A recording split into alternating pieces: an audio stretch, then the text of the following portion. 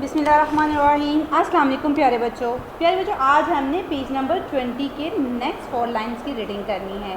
तो स्टूडेंट्स, ये क्या है? ये किसकी आदि शक्ल है? नून की। यस, नून अलिफ ना जे नाज।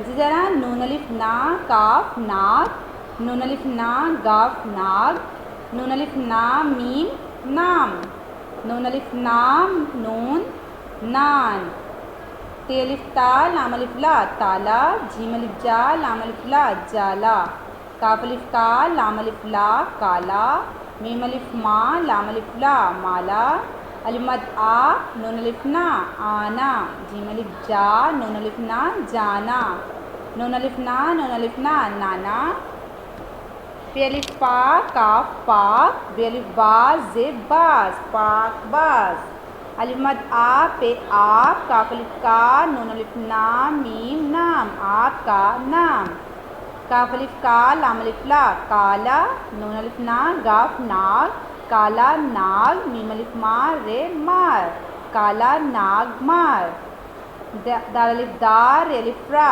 दारा, जीम अलिफ जा नून अलिफ ना जाना दारा जाना, अलिफ मद आ मीम आम दारा जाना आम, लाम अलिफ ला नून अलिफ ना लाना दारा जाना आम लाना, नाज नाक नाग नाम नान, ताला जाला काला माला, आना जाना नाना, पाकबाज आपका नाम काला नाग मार, दारा जाना आम लाना।